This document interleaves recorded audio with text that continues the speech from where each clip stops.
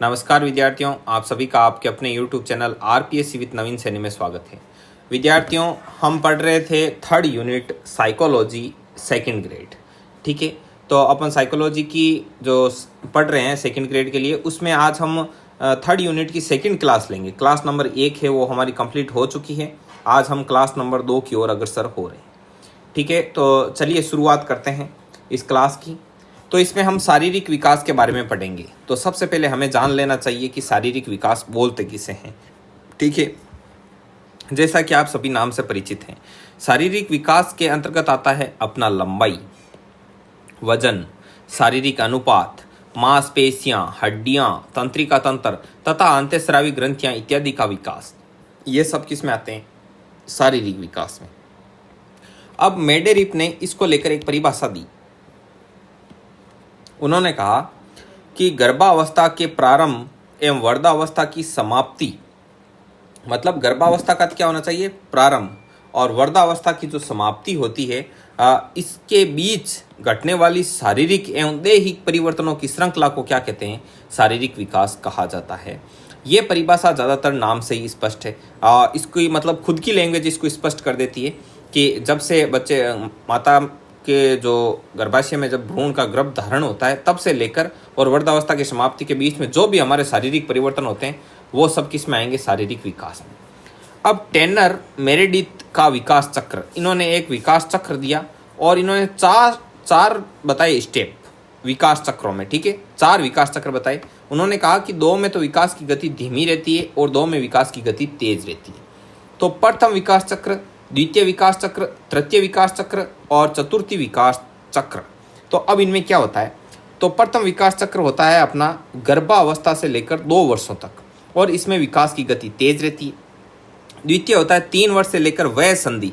वय संधि का मतलब होता है 11 से 13 साल। ठीक है, तब विकास की गति धीमी रहती है। फिर 11-13 साल से लेकर 16 साल तक की पुनः विकास की गति तेज रहती है। और चतुर्थ में 16वें वर्ष से परिपक्वता तक विकास की गति वापस क्या हो जाती है? धीमी हो जाती है। ठीक है, अब बात आती है वय संधि। तो ये वय संधि क्या होती है, इसको मैं थोड़ा सा स्पष्ट कर देता हूँ। तो वय संधि है वो बाल्यावस्था और किशोरावस्था को मिलाने में सेतु का कार्य करती है। ठीक है, ब्रिज है बाल्यावस्था और किशोरावस्था के बीच में, और यह अवस्था कम समय के लिए होती है, परंतु इसमें अत्यधिक महत्वपूर्ण शारीरिक परिवर्तन होते हैं। हालांकि ये बहुत कम होती है, 1-2 साल की है, लेकिन फिर भी इसमें बहुत ही महत्वपूर्ण जो शारीरिक परिवर्तन है, जो फिजिकल जो चेंजेज होते हैं, वो बहुत ज़्यादा इसमें आपको देखने को मिलेंगे। और इस अवस्था का कुछ भाग बाल्यावस्था का तथा कुछ भाग है वो किशोरावस्था में शामिल होता है। ठीक है, तो कुछ तो भाग हो जाएगा बाल्यावस्था का और कुछ भाग किशोरावस्था का। ये किसको प्रदर्शित करते हैं? ये प्रदर्शित करते हैं आपके वय संधि को। इस अवस्था की जो प्रमुख विशेषता है वो है यौन अंगों की परिपक्वता और काम शक्ति का उदय होना। तो ये 2 इसकी मेन विशेषता हो गई। बालिकाओं में ये अवस्था रहती है 11 वर्ष से लेकर 13 वर्ष के बीच की, मतलब 2 साल, और बालकों में होती है 12 से 14, ये 2 साल। ठीक है, अब हम पढ़ेंगे, देखो विशेषता, भार, लंबाई, सिर का आकार और मस्तिष्क का भार। ठीक है, और हड्डियों की संख्या और हृदय की गति। तो इनके बारे में हम क्या करेंगे? अध्ययन करेंगे। तो देखो, शेष अवस्था में जो बॉयज़ होता है उसका जो भार होता है वो होता है 7.15 पौंड, और गर्ल्स का होता है 7.13 पौंड। मतलब बालिका का भार है वो बालक से क्या होता है, मतलब अधिक नहीं होगा, इसमें कम होगा। ठीक है, एक सेकेंड, रुको, ये करेक्ट है, ये ऐसे। इसमें देखो किसका भार ज़्यादा है? बालक का भार ज़्यादा है। किसका भार ज़्यादा है? बालक का भार ज़्यादा है। लेकिन यहाँ पर क्या हो जाएगा? यहाँ पर बालिका का भार क्या हो जाएगा? बालक से ज़्यादा हो जाएगा। और यहाँ पर वापस क्या हो जाएगा? बालक का भार अधिक हो जाएगा किशोरावस्था में। ठीक है, ऐसे ही शेष अवस्था में बालक की लंबाई 51.25 होती है, जबकि गर्ल्स की 50.75 होती है, अर्थात बॉयज़ लंबा होता है। लेकिन बाल्यावस्था में बालिका लंबी हो जाएगी, बालक से ज़्यादा लंबी होगी वो, और यहाँ पर बालक वापस लंबा हो जाएगा। ठीक है, सिर का आकार 300 से 1200 सीसी होता है शेष अवस्था में, और बाल्यावस्था में ये होता है, और किशोरावस्था में ये होता है। ठीक है, और देखिए गर्ल्स जो भार होता है वो 300 से 1200 ग्राम होता है शेष अवस्था में, और 1200 से 1300 ग्राम होता है बाल्यावस्था में। अब देखो, बॉयज़ का जो आकार है मस्तिष्क का वो 1400 सीसी होगा और भार होगा 1400 ग्राम, और लड़की का जो किशोरावस्था में मस्तिष्क का जो आकार होता है वो 1350 सीसी का होगा और 1350 ग्राम इसका क्या होगा, भार होगा। हड्डियों की संख्या शेष अवस्था में 310 से 306, बाल्य अवस्था में 270 और किशोर अवस्था में 206। हृदय गति 120 से 110 होती है, शेष अवस्था में 90 से 80 हो जाती है बाल्य अवस्था में और 72 हो जाती है किशोर अवस्था में। ठीक है, आगे बढ़ते हैं। और मांसपेशियों का भार, बाल्य अवस्था में जो मांसपेशियों का भार होता है वो शरीर के कुल भार का 33% होता है, जबकि किशोर अवस्था में मांसपेशियों का भार बॉडी के कुल भार का 44 से 45% होता है। तो ये था अपना शारीरिक विकास। अब हम बात करेंगे सामाजिक विकास के बारे में। तो सामाजिक विकास क्या है, पहले मैं मोटे तौर पर एक बात बता दूं। मनुष्य चूंकि एक सामाजिक प्राणी है, बच्चा जब जन्म लेता है तो वो नहीं तो सामाजिक होता है नहीं असामाजिक होता है, अर्थात इन दोनों से वो ऊपर होता है। मतलब कि बालक जो होता है वो न तो सामाजिक और न असामाजिक होता है, अर्थात न्यूट्रल होता है, वो न्यूट्रल होता है पूरी तरीके से। अब देखो, अब क्या होता है, बच्चा जब जन्म लेता है तो वो एकदम ऐसे न्यूट्रल होता है, न सामाजिक न असामाजिक। फिर वो जब समाज में पलता बढ़ता है तो वो कुछ तो अपनी संज्ञानात्मक शक्तियों का प्रयोग करता है और कुछ वो आसपास के वातावरण को देख करके क्या करता है, सीखता है। तो उसमें सामाजिकता के गुण डेवलप होते हैं। अब समाज क्या होता है, समाज की कुछ प्रत्याशाएं होती है बालक की विभिन्न अवस्थाओं को लेकर के। ठीक है, अब इसमें समाज चाहता है कि बच्चा ऐसे बिहेव करे, ऐसे बिहेव करे, तो बालक भी धीरे धीरे समाज को समझने लग जाता है। उसको पता लग जाता है कि कौन से व्यवहार समाज में मान्य है और कुछ कौन से अमान्य है। तो फिर वो उन्हीं के हिसाब से बिहेव करता हुआ आगे बढ़ता जाता है और बालक का सामाजिकरण होता जाता है। अब देखो, मानव एक सामाजिक प्राणी है। जन्म से लेकर मृत्यु तक मनुष्य विभिन्न प्रकार की सामाजिक परिस्थितियों के संपर्क में आता है और समाज के महत्व को दर्शाते हुए अरस्तु ने कहा कि प्रकृति ने मनुष्य को सामाजिक प्राणी बनाया है। ये बात किसने कही, अरस्तु ने कही। ठीक है, जन्म के समय शिशु में सामाजिक वे विशेषताएं नहीं होती है, मतलब सामाजिकता की विशेषताएं नहीं होती है, सामाजिकता की विशेषताएं नहीं होती है। इन गुणों के विकास की प्रक्रिया ही सामाजिक विकास अथवा सामाजिकरण कहलाती है। अर्थात जो सामाजिकता के गुण बच्चे में डेवलप होते हैं, उन डेवलप होने की जो प्रोसेस होती है उसको बोलते हैं सामाजिकरण। ठीक है, हरलोक ने क्या कहा, हरलोक ने कहा सामाजिक विकास से तात्पर्य है सामाजिक प्रत्याशाओं के अनुसार व्यवहार प्रकट करने की योग्यता के अर्जन से। मतलब हरलोक ने कहा सामाजिक विकास का मतलब है कि मनुष्य है वो सामाजिक प्रत्याशाओं मतलब समाज की आशाओं के अनुसार व्यवहार प्रकट करने की योग्यता उसने अर्जित कर ली है, तब हम कहेंगे कि इसका सामाजिक विकास हो चुका है। प्रत्याशा क्या होती है, प्रत्याशा होती है प्रतिधन आशा। मतलब समाज की जो कोई भी प्राणी समाज में जो निवास करता है उसकी एज के हिसाब से समाज की जो रिक्वायरमेंट होती है, समाज की कुछ आशाएं होती है, होप होती है कि ये बच्चा इस हिसाब से क्या करेगा, व्यवहार प्रदर्शित करेगा। अब आगे आता है क्रो एंड क्रो ने कहा था कि जन्म के समय शिशु न तो सामाजिक होता है और न ही असामाजिक होता है, परंतु वे इस स्थिति में बहुत समय तक नहीं रहता। इस स्थिति में, कौन सी स्थिति में, कि वो न तो सामाजिक है और न ही असामाजिक है, वो जल्द ही इस स्थिति से बाहर निकलता है और उसका सामाजिकरण होना शुरू हो जाता है। सामाजिक विकास की प्रक्रिया को निम्नलिखित 3 बिंदु निहित हैं। तो 3 बिंदु कौन से हैं, इनको पढ़ते हैं। पहली बात आती है समाज द्वारा अनुमोदित व्यवहार का अधिगम। अनुमोदित मतलब जो अलाउ है। तो देखो, सामाजिक विकास के अंतर्गत व्यक्ति द्वारा समाज के एक सदस्य के रूप में समाज द्वारा स्वीकार्य व्यवहारों का अनुकरण करना तथा समाज में अस्वीकार्य व्यवहारों को नहीं करना सम्मिलित होता है। तो पहला कदम ये होता है सामाजिक विकास का। आई बात समझ में कि समाज द्वारा अनुमोदित व्यवहार को फॉलो करो। मतलब समाज का जो व्यवहार है, समाज जिस व्यवहार को क्या करता है, अलाउ करता है, उसको क्या करो, फॉलो करते जाओ। तो ये पहला कदम होगा समाज का सामाजिकरण का। ठीक है। नंबर 2, समाज द्वारा अनुमोदित भूमिकाओं का निर्वाह है। तो अब क्या होता है, बालक अपनी विभिन्न भूमिकाओं को समाज के अनुसार प्रत्याशित व्यवहारों के रूप में ढालने लगता है। अब बालक ने देख लिया कि ये चीज़ समाज में अलाउ है, ये नहीं है, ये स्वीकार्य, ये अस्वीकार्य। तो वो क्या करता है, फिर जो अनुमोदित व्यवहार है, पहले तो उनको देख लिया, अब उन अनुमोदित मतलब स्वीकार्य और अस्वीकार्य की जो भूमिका है वो निर्वाह कर रहा है। जो स्वीकार्य है उस व्यवहार का वो अनुकरण कर रहा है, जो स्वीकार्य नहीं है उस व्यवहार को वो मतलब त्याग रहा है। तो इस हिसाब से वो ढलने लगता है। फिर आगे क्या होता है, सामाजिक अभिव्यक्तियों का विकास। सामाजिक विकास के अंतर्गत विभिन्न परिप्रेक्ष्यों में व्यक्ति समाज के विभिन्न अंगों तथा घटनाओं के प्रति अपनी अभिव्यक्ति विकसित कर लेता है। अब ऐसे करते करते वो क्या हो जाता है, समाज के जो विभिन्न अंग हैं, समाज में कौन सी घटनाएं हैं, समाज में कैसे रहना है, ये सब उसके अंदर डेवलप हो जाती है। अब मिड का आता है सामाजिकरण का सिद्धांत। तो मिड ने क्या कहा, सामाजिकरण का क्या सिद्धांत बताया। तो मिड एक अमेरिकी समाजशास्त्री और मनोवैज्ञानिक थे। इन्होंने माइंड, सेल्फ एंड सोसाइटी नामक पुस्तक लिखी। इन्होंने बताया कि व्यक्ति ही समाज का निर्माता है जिसमें दिमाग एवं स्वयं होता है। अब आप बात आएगी कि स्वयं क्या होता है, तो स्वयं जस्ट अगले पेज में ही है, अभी स्वयं को समझ लेंगे। मतलब जिसमें दिमाग भी होता है और स्वयं होता है। स्वयं होता है मतलब कि भाई लोगों के मन में अपनी क्या धारणा है, ये चीज होती है स्वयं। अभी आपको पता लगेगी। देखिए, जन्म के समय शिशु एक जैविक प्राणी होता है।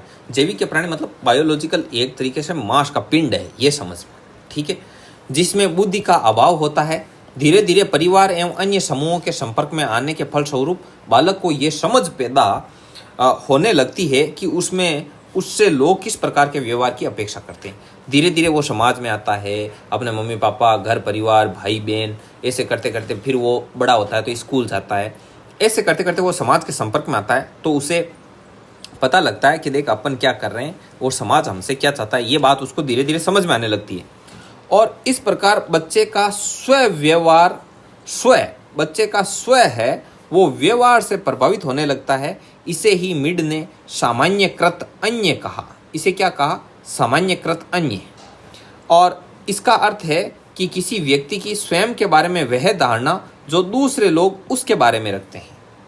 ठीक है, अब देखो स्वयं क्या होता है, स्वयं व्यवहार पर प्रभावित होने लगता है। स्वयं है वो व्यवहार से प्रभावित होने लगता है। तो इसको बताया कि व्यक्ति आपके बारे में क्या धारणा रखते हैं, इसकी इमेज आपके दिमाग में क्या है। जैसे आप बैठे बैठे ये सोचते हो ना कि देख लोग मेरे बारे में ये सोचते हैं, तो ये चीज होती है स्वयं।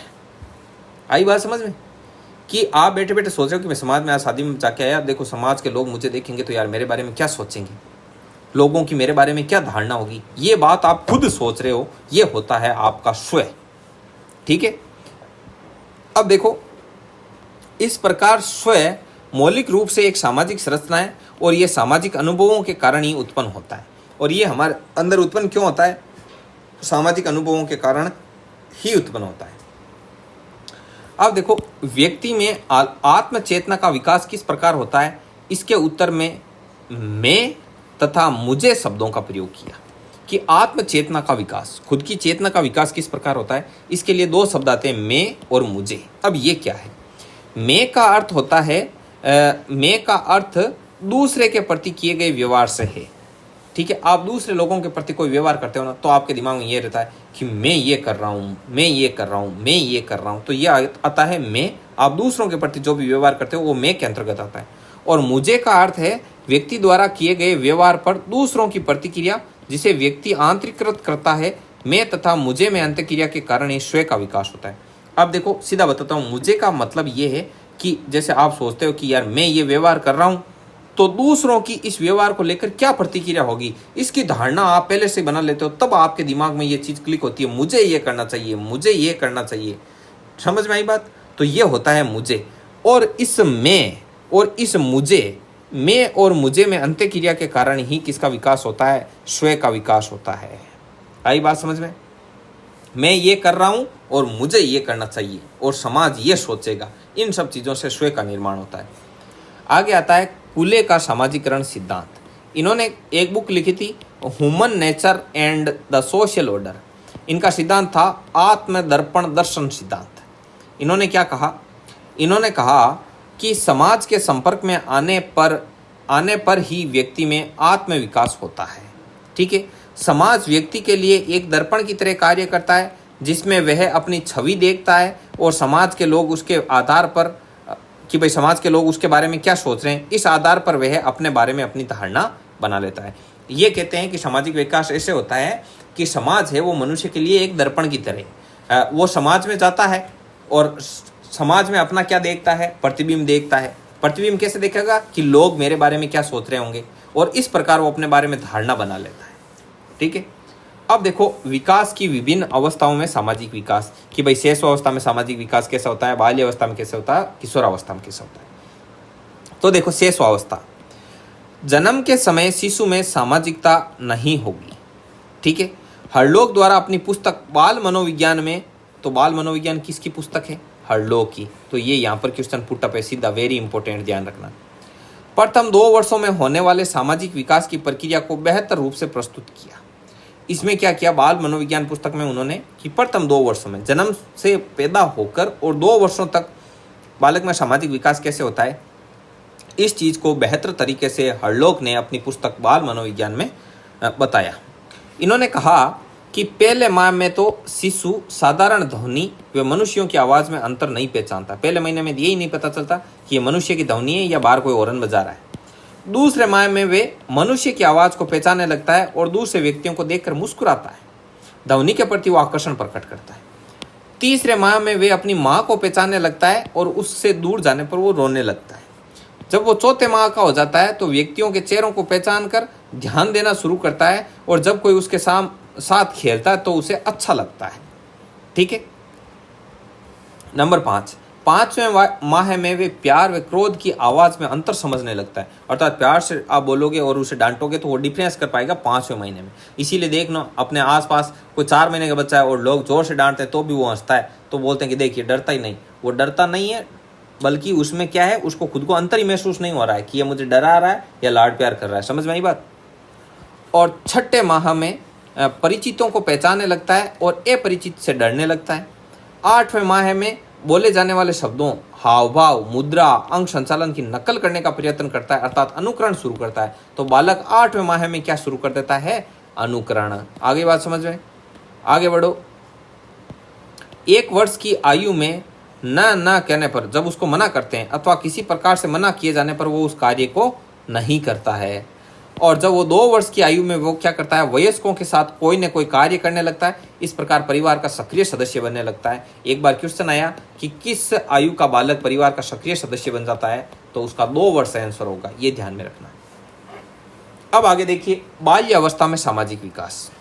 तो बाल्य अवस्था में सामाजिक विकास कैसे होता है?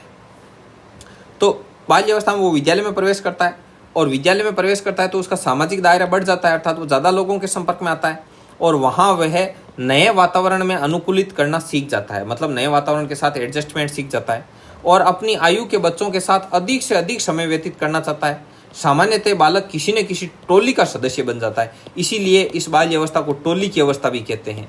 तो इसमें क्या करता है? बालक ग्रुप में रहना पसंद करता है। तो बाल्य अवस्था का बालक होगा वो झुंड में रहना पसंद करेगा, अपनी हम उम्र के बच्चों के साथ ज़्यादा से ज़्यादा समय बिताना पसंद करेगा। ठीक है। हरलोक ने क्या कहा? टोली बालक के आत्मनियंत्रण, साहस, न्याय, सहनशीलता, नेता के प्रति भक्ति, दूसरों के प्रति सद्भावना आदि गुणों का विकास करती है। तो टोली से ही वो उस झुंड में रहते रहते ही क्या करता है? आत्मनियंत्रण सीखता है, साहस सीखता है, न्याय सीखता है, सहनशीलता सीखता है, नेता के प्रति भक्ति मतलब अपने ग्रुप का जो लीडर होता है उसके प्रति जो मेन भक्ति होती है उसमें वो जो फेथ होता है वो सीखता है और दूसरों के प्रति सद्भावना भी सीखता है। और बाल्य अवस्था के अंत तक मतलब 11-12 वर्ष, बाल्य अवस्था का अंत मतलब 11-12 वर्ष की उम्र में बालक गिरोहा अवस्था मतलब गैंग एज, गिरोह ग्रुप के चरम स्तर पर पहुंच जाता है तथा वह टोली उसमें विभिन्न अच्छे व बुरे सामाजिक गुणों का विकास करती है। अब भाई झुंड में रहता है तो कुछ अच्छे गुण भी सीखता है और कुछ बुरे भी सीखता है और इस प्रकार उसका सामाजिक विकास होता रहता है। अगला है किशोर अवस्था में सामाजिक विकास। तो किशोर अवस्था में क्या होता है? किशोर अवस्था को संक्रमण की अवस्था कहते हैं क्योंकि इसमें किशोर किशोरियों में एक दूसरे के प्रति आकर्षण शुरू हो जाता है और वे आकर्षक वेशभूषाएं, श्रृंगार, केश विन्यास आदि क्या करने लग जाते हैं, ये गुण प्रदर्शित करने लग जाते हैं, तैयार होकर रहना वगैरह। और किशोरों में सामाजिक संपर्क वे विशिष्ट रुचियों का क्षेत्र अत्यंत विस्तृत हो जाता है। तो कुछ लोग नेता की तरह बिहेव करना शुरू कर देते हैं, सामाजिक संपर्क बढ़ाते हैं। कुछ में विशिष्ट रुचियाँ उत्पन्न हो जाती है जैसे टेक्नोलॉजी को लेकर ऐसे। ठीक है। तो उनका क्षेत्र है वो अत्यंत विस्तृत हो जाता है। और देखो इस अवस्था के अंत तक बालक पूर्ण रूप से क्या हो जाता है? सामाजिक रूप से पूर्ण रूप से उसका सामाजिक विकास हो जाता है, ऐसे समझो। तो सामाजिक रूप से वो पूर्णतः क्या हो जाता है? परिपक्व हो जाता है। ठीक है विद्यार्थियों, तो आज की क्लास में बस इतना ही। ये अपनी PDF है 8 पेज की। इस PDF का आपको अध्ययन करना है तो हमारे टेलीग्राम चैनल का जो लिंक है वो डिस्क्रिप्शन में दे रखा है, वहाँ से आप टेलीग्राम चैनल को ज्वाइन कीजिए और वहाँ से इस PDF को आप प्राप्त कर सकते हैं। ठीक है विद्यार्थियों, इसके अलावा आप हमारे व्हाट्सअप ब्रॉडकास्ट में अभी तक ऐड नहीं है तो इन नंबर पर अपना नाम और डिस्ट्रिक्ट लिख के व्हाट्सअप कर देना, आपको व्हाट्सअप ब्रॉडकास्ट में ऐड कर दिया जाएगा। ठीक है विद्यार्थियों, तो मिलते हैं नेक्स्ट वीडियो में, तब तक के लिए जय हिंद जय भारत।